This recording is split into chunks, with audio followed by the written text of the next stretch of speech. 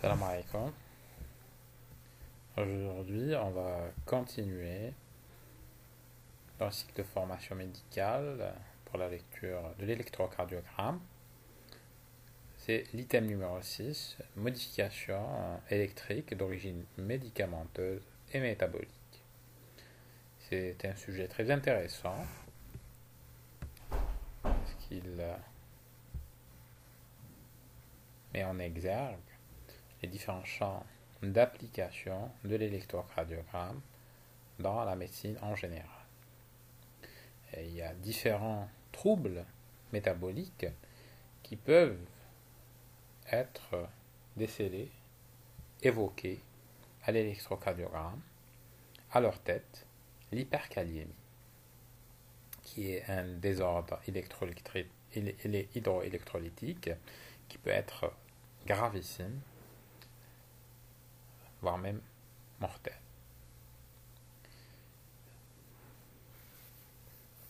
L'implication de l'électrocardiogramme dans ces troubles électrolytiques sont simples. Il faut juste revenir à l'électrophysiologie cardiaque de base, où on a les ions potassium, sodium, calcium, un degré même magnésium jouent un rôle important dans la genèse du potentiel d'action et dans sa propagation et dans la contraction myocardique. Dans l'hyperkaliémie, il y a les hyperkaliémies modérées et il y a les hyperkaliémies sévères. Les hyperkaliémies modérées peuvent être évoquées lors de l'électrocardiogramme de base. On aura un certain nombre d'anomalies électriques dues à dues à l'hyperkaliémie. On a l'élévation de potassium extracellulaire, modifie plusieurs phases du potentiel d'action. L'hyperkaliémie modérée modifie en premier la phase 3, ce qui se traduit par l'altération de la repolarisation. De façon diffuse, des antées amples, pointues et symétriques, ententes, parfois géantes, qui miment une ischémie sous endocardique. Fait notable, il existe un raccourcissement du segment JT. La bradycardie sinusale est fréquente avec parfois dysfonction sinusale et rythme jonctionnel d'échappement. Nombreuses anomalies électriques qui sont assez fréquentes, pas très spécifiques. Ici, on a un exemple de l'électrocardiogramme d'un patient ayant une hyperkaliémie modérée. On a une fréquence cardiaque à 65 cycles par minute. Vous voyez, les QRS demeurent fins. On a des antées pointues, symétriques, et leur hauteur dépasse celle de l'onde R. Par exemple, dans la dérivation D2 et D3.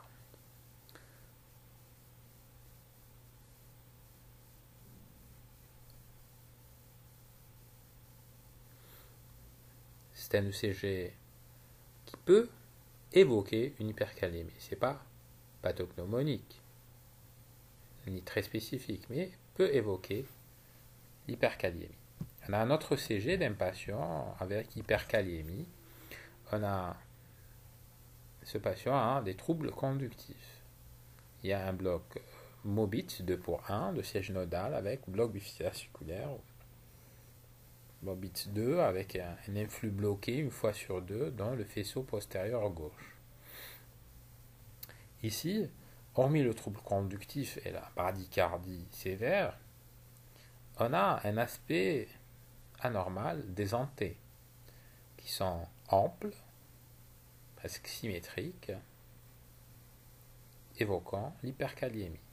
Ici, un autre électrocardiogramme d'un patient avec hyperkaliémie. Ici, le taux de potassium sanguin est de 6,2 mmol par litre.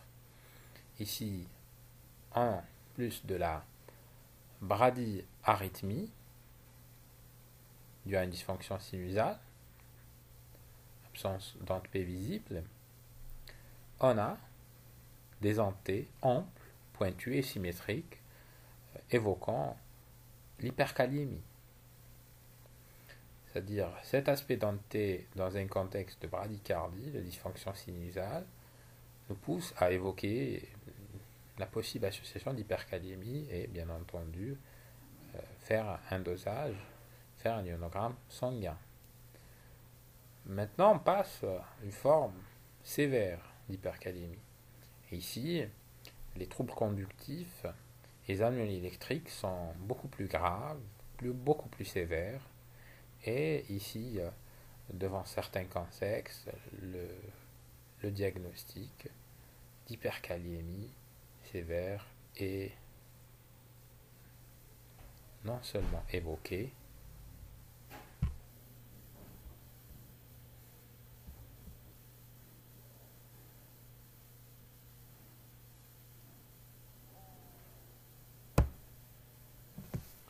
les hyperkaliémies sévères ont des traductions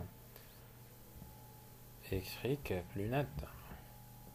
Les artères, les faces 1, dépolarisation, et 4, potentiel de repos, le potentiel d'action, ce qui se traduit par un ralentissement de la conduction intracardiaque et une réduction de l'automatisme. À l'étage auriculaire, de bradycardie avec diminution de l'amplitude, élargissement de l'onde P, des blocs sino-auriculaires, voire paralysie sinusale à extrême. À l'étage jonctionnel, des blocs auriculo-ventriculaires de degré variable. À l'étage ventriculaire, bloc intraventriculaire de degré variable, avec des QRS allergies, atypies, écarts dysmorphiques. En lame de sabre, auxquelles s'ajoutent des antées géantes, pointues et une cutie court. On peut avoir des blocs de branches trop larges. Ici, on a un électro typique d'hyperkaliémie sévère. On a un rythme sinusal, c'est tachycardie sinusale 123 cycles par minute. On a des QRS très larges, à 184 millisecondes, des antées pointues orientant vers l'hyperkaliémie, avec des QRS en lame de sabre. Vous voyez l'aspect de lame de sabre. Et un segment JT court. Devant ce type de CG, il faut évoquer l'hyperkaliémie sévère et faire un ionogramme rapidement. Ici, un autre électro, un patient avec hyperkaliémie sévère.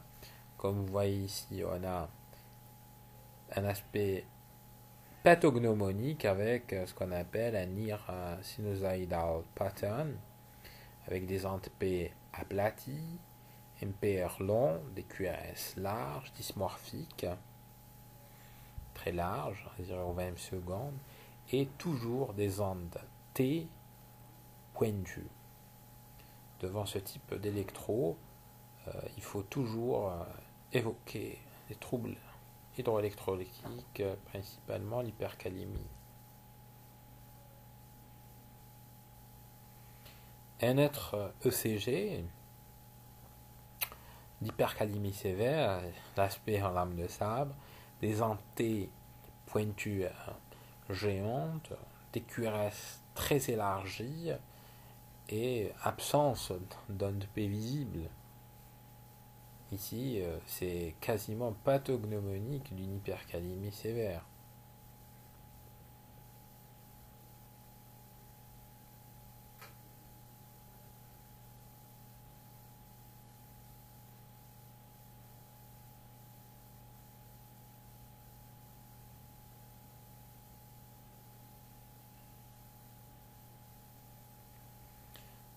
Il faut savoir aussi que la corrélation entre kaliémie et signe électrique est assez mauvaise,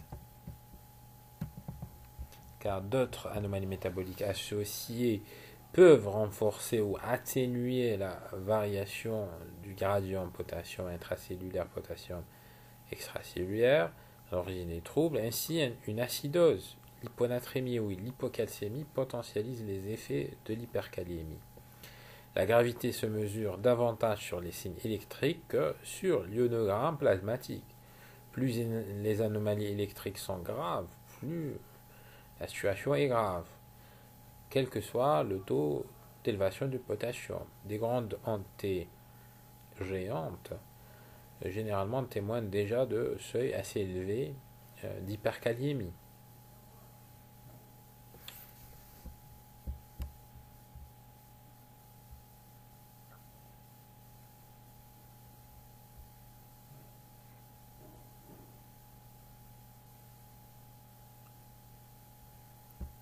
et les signes d'hyperkaliémie exposent au potentiel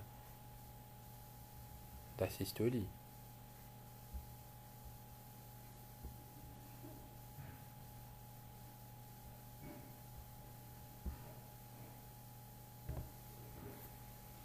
Autre anomalie hydroélectroclinique, l'hypokaliémie. Une baisse du potassium intracellulaire prolonge la phase 3 du potentiel d'action, ce qui peut modifier la repolarisation tout en favorisant les arythmies et menaçant le pronostic vital. On a l'aspect ECG typique, c'est une hypokaliémie modérée, un déficit en potassium, entre 100 et 200 millimoles.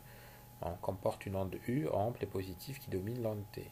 On a les hypokaliémies plus sévères entraînent un léger sous-décalage segment ST qui abaisse la première partie de l'onde T.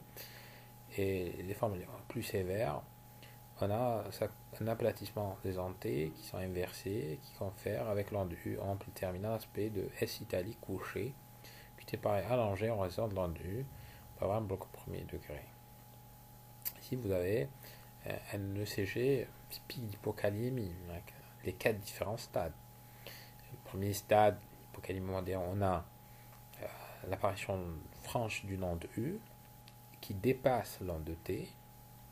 On a un allongement de l'intervalle QT en grande partie dû à la proéminence de l'onde U. L'association l'onde T négatif inversé d'onde U donne un aspect de S italique qui devient plus prononcé dans les hypokaliémies plus importantes.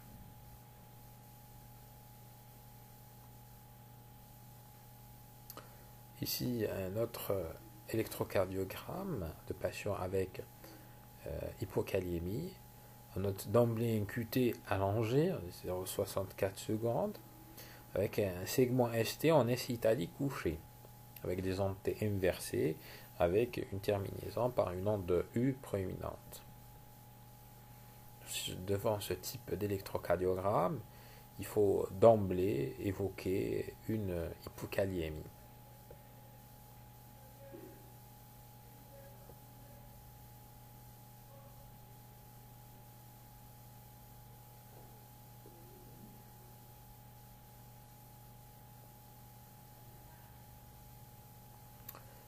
Ici, ces tracés illustrent la problématique des hypokaliémies avec le risque d'arythmie ventriculaire induite. Le tracé de haut, on a le déclenchement d'une torsade de pointe. Celui du milieu, une tachycardie ventriculaire bidirectionnelle, changement d'axe, comme vous voyez. Et le dernier, déclenchement d'une fibrillation ventriculaire. Tous ces arythmies sont potentiellement responsables de morbidité et mortalité importante au cours des hypokaliémies, surtout importantes. D'où la gravité de ce trouble hydroélectrolytique. On va passer à un autre trouble ionique, les hypercalcémies, c'est-à-dire augmentation de la concentration sanguine en calcium. Comme on le sait, le calcium est indispensable dans l'électrophysiologie cardiaque, l'électrophysiologie de toutes les cellules myocardiques, que ce soit pour le potentiel d'action, surtout la phase de plateau, que pour la contraction des myocytes et des cardiomyocytes. L'augmentation du taux de calcium entraînera un raccourcissement de la phase 2 du potentiel d'action. En cas de forme modérée, les signes ECG sont discrets en rapport avec un raccourcissement et un sous-décalage segment ST et une ébauche de cupule lentée parfois biphasique et ou élargie avec une montée raide et une descente lente. En cas d'hypercalcémie sévère, le point de J est souvent ascensionné, le segment ST est court, voire inexistant car lenté et large débute dès la fin du complexe QRS. L'intervalle QT est constamment raccourci. Il y a un risque exceptionnel de tachycardie ventriculaire différencié de l'imprégnation digitalique. On a ici un exemple d'hypercalcémie un aspect de petite cupule du segment ST avec un intervalle QT court.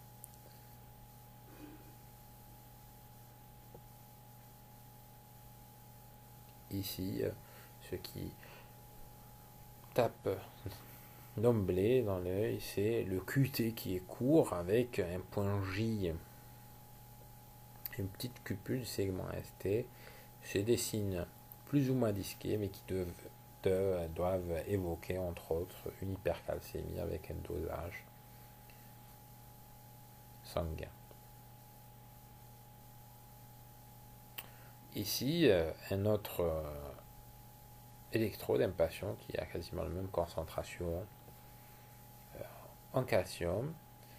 On a une tachycardie sinusale, un bloc auriculoventricular premier degré. Ici aussi, on a un segment ST court en cupule avec des antés biphasiques. Ici, il faut savoir que il est difficile de différencier entre des anomalies type hypercalcémie et des anomalies ischémiques. Ici, la chose qui peut nous orienter vers une possible hypercalcémie, c'est le segment ST qui est court. Un autre exemple d'hypercalcémie ici plus importante, on a une ascension du point J avec absence de segment ST, anté large et intervalle QT court. Et toujours le QT court nous oriente des antés larges. Si on a une ascension du point J.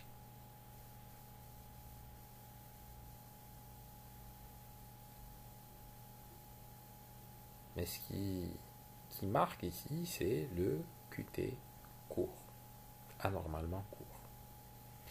On passe à un autre trouble hydroélectrolytique, après l'hypercalcémie, l'inverse, l'hypocalcémie, qui peut se voir dans de nombreuses pathologies, entre autres l'hypoparathyroïdie.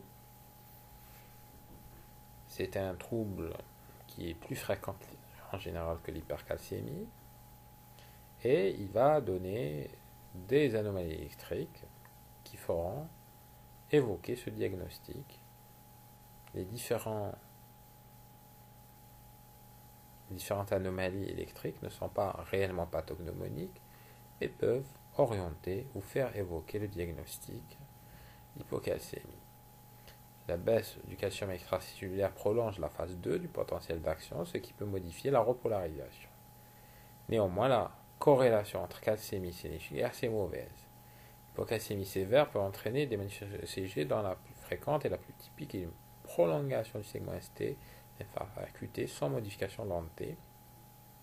D'autres manifestations sont possibles mais rares, des antés pointuantes, aplaties ou inversées, des QRS discrètement élargies. Il n'y a pas de risque rythmologique particulier.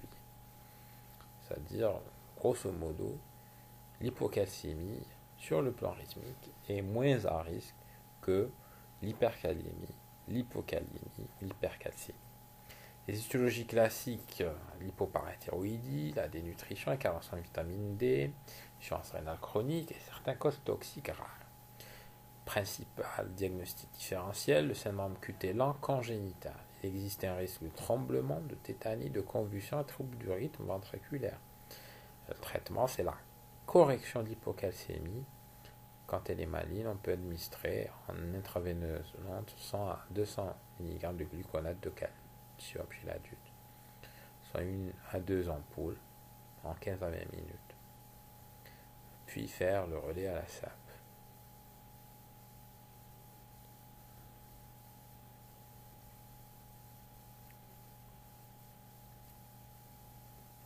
Sur le plan électrique, l'hypocalcémie se traduit par un QT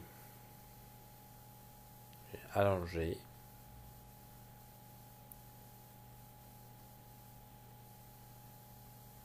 avec de possibles antés pointues ententes, généralement moins prononcées que celles retrouvées en cas d'hyperkaliémie.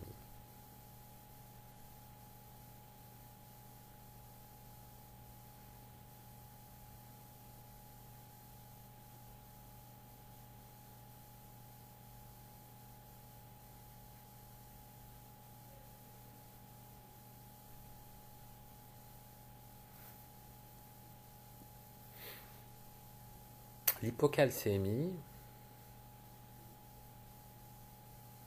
dans ce cas-là, traduit toujours par la principale anomalie, un QT allongé. Savoir dû à tout allongement du QT, ou raccourcissement du QT à l'inverse, un bilan ionique complet s'impose.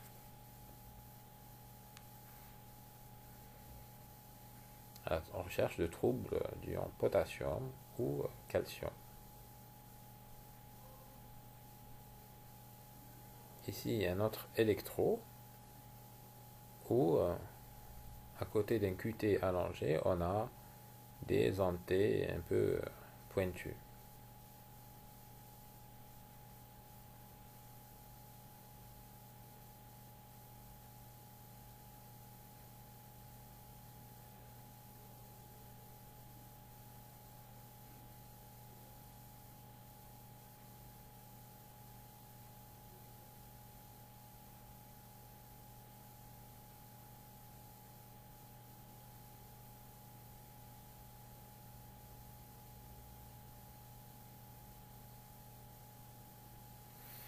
Maintenant, on va passer à un autre registre. On va parler des troubles électriques associés à des situations différentes entraînant une perturbation du métabolisme de l'organisme. On va avoir l'hypothermie,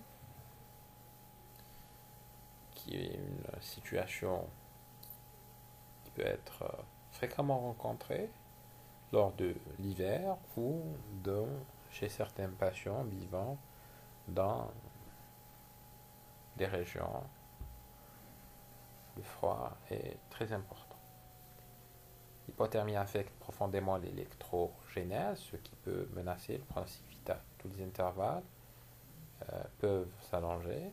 La SpECG en dessous de 35 degrés associe de façon variable une radicardie sinusale, bloc sino-auriculaire, auriculo-ventriculaire, intraventriculaire avec un QT lent. La modification la plus typique est l'onde J d'Osborne ou signe de la bosse du chameau, Kamal-Hampstein, qui apparaît pour des températures très basses, inférieures ou égales à 32 degrés. L'onde J est une onde surnuméraire qui apparaît comme une déflexion positive interposée entre la fin du QRS et le début du segment ST. Ici, on a sur un électrocardiogramme d'un patient en hypothermie profonde. Comme vous remarquez, on a comme une déflexion surnuméraire à la fin du QRS et avant le début du segment ST.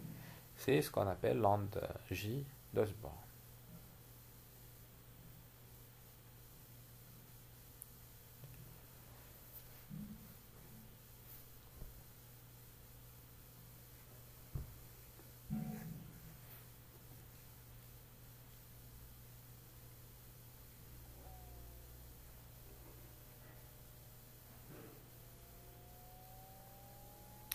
Un autre cas de patient en hypothermie, vous voyez, la bradycardie sinusale avec un BAV premier degré et aussi l'onde J d'Osborne.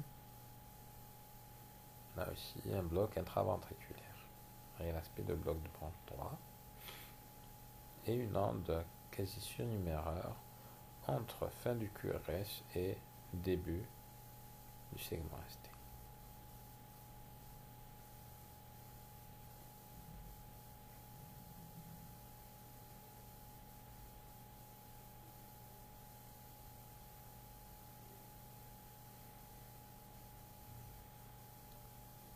Un autre électrocardiogramme d'un patient en hypothermie profonde, avec une température à 25,2 degrés Celsius. Ici, on a un bloc sino-auriculaire avec absence d'onde P, des blocs intraventriculaires avec QRS large, et en plus, une onde J d'Osborne, très bien visualisée en V3.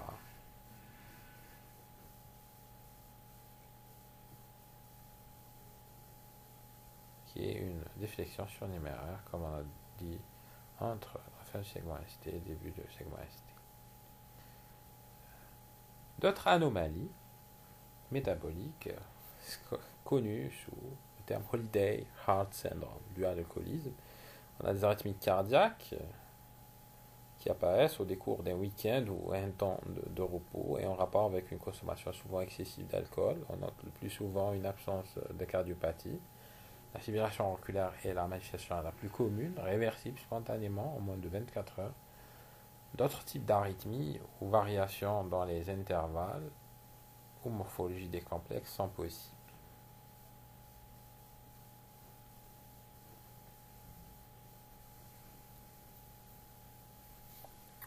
On a les anomalies au cours d'hyperthyroïdie peuvent entraîner des manifestations électriques par l'action accrue des hormones thyroïdiennes sur les myocytes. Ces hormones augmentent la sensibilisation du cœur aux stimulations bêta-adrénergiques qui favorisent l'hypertrophie ventriculaire, l'hyperautomatisme. Constant, on a une tachycardie sinusale. L'hypertrophie facilite aussi l'apparition de fibrillations auriculaires, de tachycardie artériale. Plus rarement, elle peut entraîner des signes électriques, des insuffisance coronaire ou une hyperventrage, différentes zones lors du tracé. L'hypothyroïdie entraîne des manifestations électriques par l'action moindre des hormones thyroïdiennes sur les myocytes. On peut avoir moindre sensibilisation du cœur aux stimulations bêta-adrénergiques, risque d'insuffisance coronaire, réduction d'automatisme avec bradycardie sinusale, et des formes sévères avec myxœdème. On aura bradycardie sinusale, microvoltage, et anomalies plus diffuses de la repolarisation ventriculaire incluant l'angiosylgaz segment ST, les antéaplatismes inversés, surtout un QT allongé.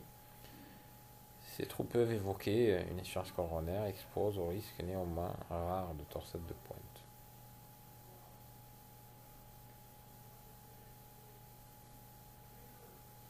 L'intoxication au monoxyde de carbone, qui représente un gaz toxique qui réduit à forte concentration l'apport d'oxygène au cœur. Cette intoxication de gravité moyenne à sévère peut se manifester sur le CG par des signes non spécifiques d'ischémie coronaire avec ou sans augmentation des marqueurs myocardiques de nécrose.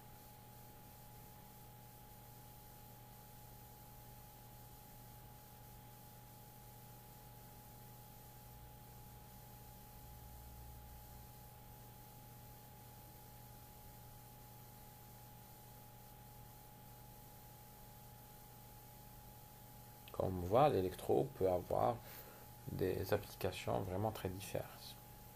Maintenant, on passe en modification secondaire à la consommation de certains médicaments. À leur tête, la digoxine. Il faut savoir que les patients qui prennent la digoxine régulièrement ont des anomalies électriques typiques témoignant de l'imprégnation digitalique et aussi il y a des signes électriques évoquant une intoxication à la digitalique. Il faut faire la part des choses entre les deux. Devant un ECG, on peut évoquer la consommation de digoxine. La concentration toxique, ils sont vraiment pro-arythmogènes en rapport avec l'hypertonie vagale, l'hyperstabilité qu'ils induisent. Cette hyperstabilité secondaire à l'inhibition profonde de la pompe sodium-potassium, couplée à l'échangeur sodium-calcium, et c'est responsable de l'accumulation du calcium intracellulaire à l'origine de l'activité déclenchée. On peut avoir un tableau divers associant une bradycardie sinusale dysfonctionnelle, bloc auriculo-ventriculaire, premier, deuxième et troisième degré, fibrillation auriculaire, bloc auriculo-ventriculaire au degré, les extrasystoles, différents étages, tachycardie artérielle focale et même tachycardie à l'étage ventriculaire. Les digitaliques ne modifient pas la conduction intraventriculaire. Il n'y a donc jamais induction de bloc de bronche ou de bloc infranodal type Mobitz 2.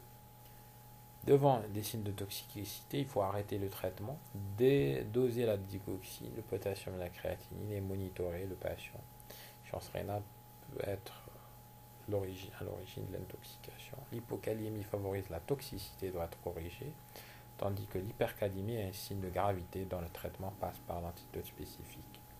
Le décès peut survenir soudainement par fibrillation ventriculaire ou asystolie, généralement précédée par une bradycardie sévère probable à l'atropie. Ici, vous voyez un ECG typique d'une intoxication à la digoxine. On a d'un côté un BAV de haut degré, avec un échappement junctionnel, avec l'aspect du segment insté en cupule. C'est la cupule prononcée digitalique, témoignant de la consommation de la digoxine par ce patient.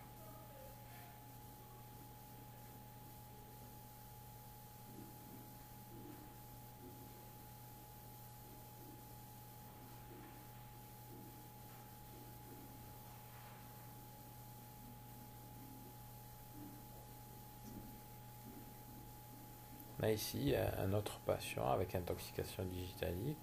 Ici, on a des extrasystoles supraventriculaires multiples, des extrasystoles ventriculaires, bidirectionnelles avec axe changeant, et ce qui évoque consommation de digital, digoxine, c'est la cupule digitalique.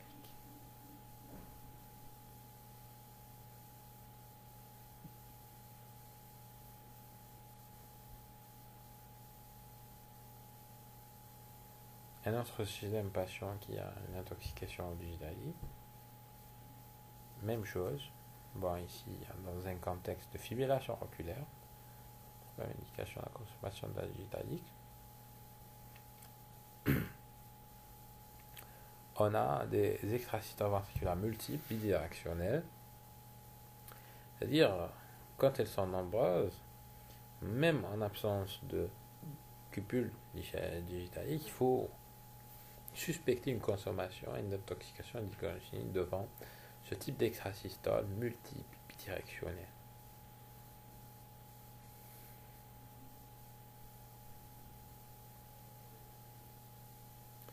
Un autre médicament, la théophiline, c'est une base xanthine qui exerce une action sympathico-tonique sur le myocarde. À forte dose, son action bêta-adrénergique entraîne une tachycardie avec extrasystolie, souvent mixte, supraventriculaire et ventriculaire. Lorsque les extrasystoles auriculaires sont distribuées de façon chaotique, on parle de tachycardie atriale multifocale ou tachycardie atriale chaotique. Il faut une consommation de doses très importantes de théophiline, généralement pour aboutir à ces situations graves.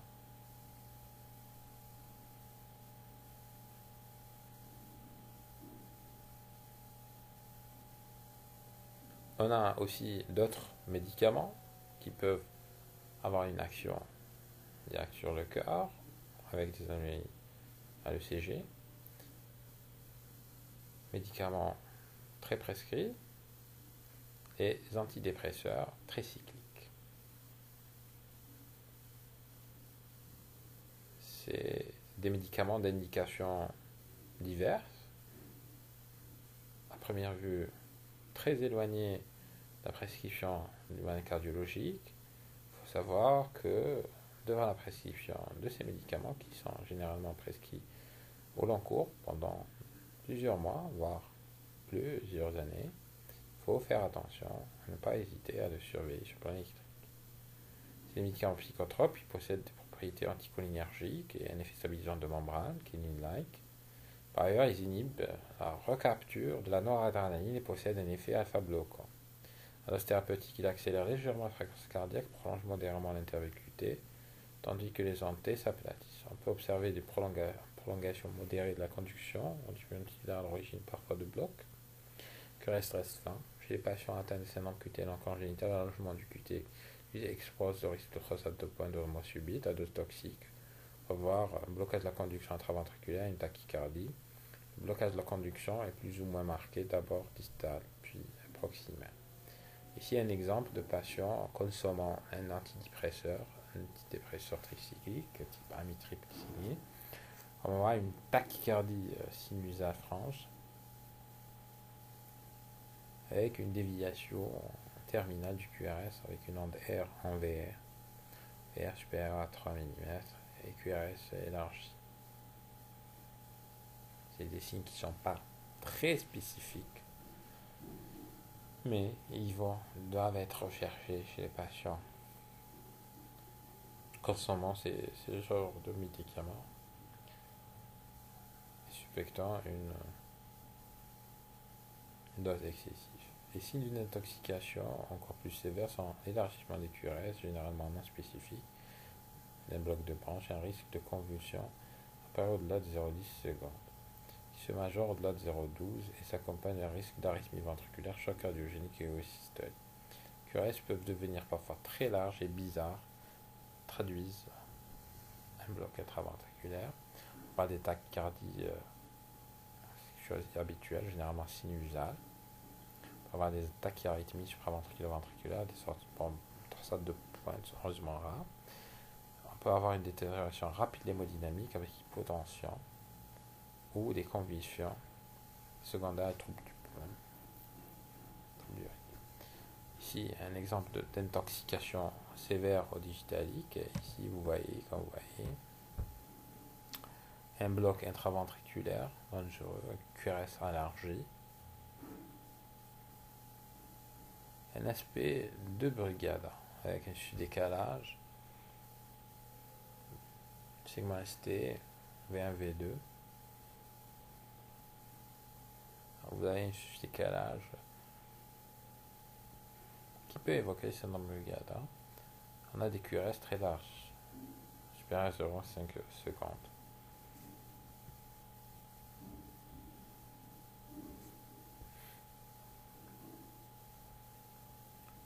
Dernier exemple, patient